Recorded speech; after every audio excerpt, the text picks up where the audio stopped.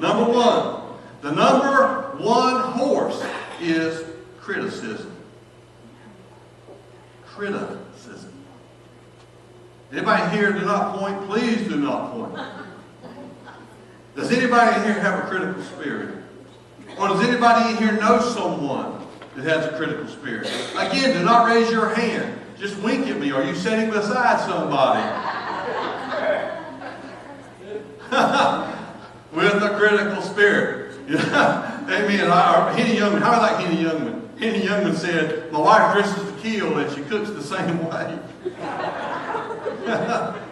Rodney Dangerfield said, "My wife and I were happy for 20 years, then we met." Okay. Criticism. Horse number one is criticism. War begins.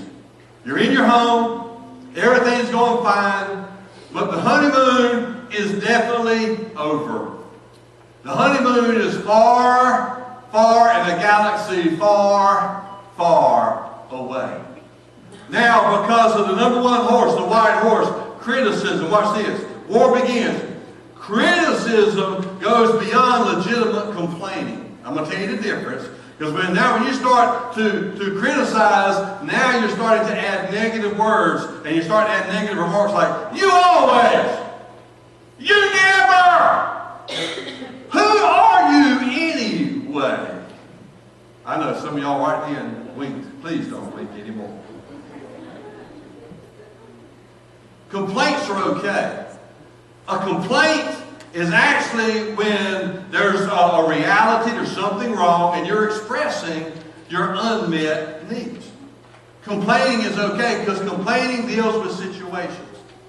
You know, I was up somewhere one day and I told somebody something. I was somewhere and they said, "Well, are you happy with what the service that you got?" And I said, "No, I was not." And they said, "Why?" And I said, "Because the food was cold and it was slow getting here and blah, blah, blah." And they said, "We're sorry, sir. What about?" And then they kept on going on about things. I said, "Listen, I'm not criticizing you because I've been talking about y'all. I'm talking about the service and the food I got. It was too cold to eat once I got it." So I was complaining about a reality without saying, "And that sorry waiter that you had."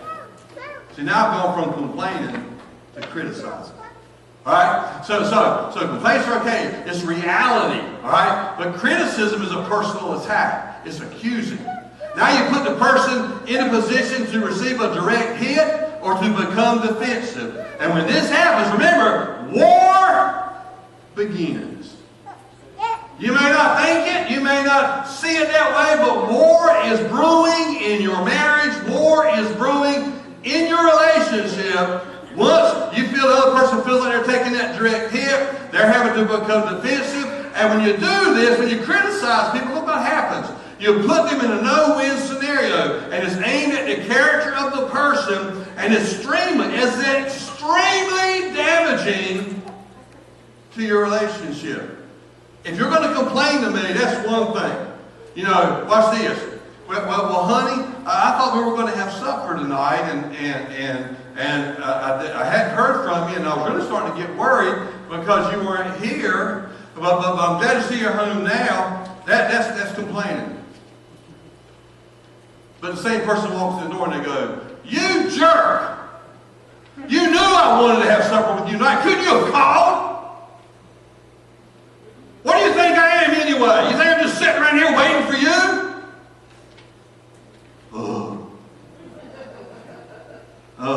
Fellas, please quit looking around. Some of y'all are just looking down. Some of y'all are looking up.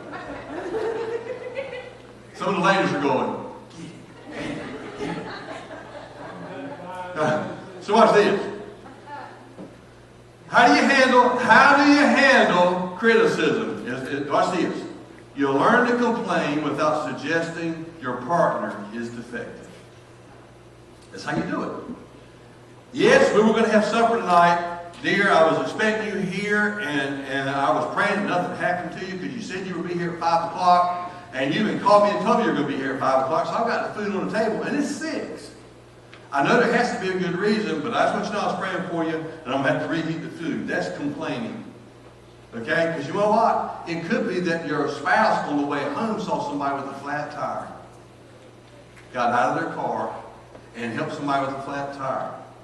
There was one man One man back in the, I think it was in the, I can't remember if it's 50s or the 60s or when it was, but it was back when it was a lot of racial tension. This white man comes along and sees this black lady on the side of the road with a flat tire. And it's pouring rain. And she's just sitting there. She didn't have a cell phone. There's no way to call anybody. And so he gets out and says, ma'am, can I take care of, what's wrong? She said, I got a flat tire. He said, I'll take care of it for you. Well, he gets out and finds out that her flat tire, that her spare tire's flat. So he gets her car or tire out. He goes and he finds the nearest gas station. He gets the tire patched. He gets the tire filled up. He's soaking wet. He comes back and he puts the tire on. And then he follows her down the road a little bit. She's all to pieces anyway. She's already crying. And so he gets her down the road. He kind of follows her until he's got to turn off. And before she gets in her car, she says, sir, can I pay you for what you did? He says, no, ma'am, you cannot pay me. She says, I'm in such a hurry, but honestly, I can pay you if you'll let me. He said, ma'am, you don't owe me anything. She said, well, can you at least do me a favor? He said, what's that? He said, can you at least give me your name and your address? And he said, yes, ma'am, I will. So he told her his name and told her his address. Well, that was the end of that story, he thought. And about a month later, he gets a knock on the door.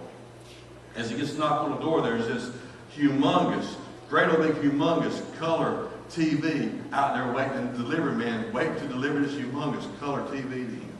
And as he goes to get this TV, he goes, who in the world? I didn't order this. He said, no, it's special delivery to you.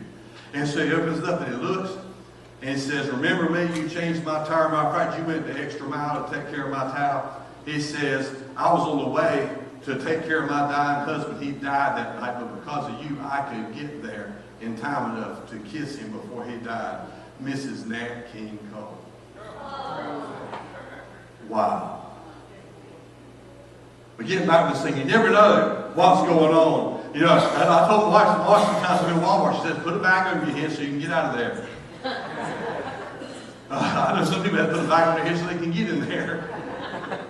All right. Okay. Let no corrupt word proceed out of your mouth, but what is good for necessary edification, that it may impart grace to the believers. So course number one, the war begins in your home when you begin, remember, not complaining. Complaining is all right. But remember, I should tell you how I feel without tearing you apart. And I should talk about the problem, not the person. Okay? Now, horse number two.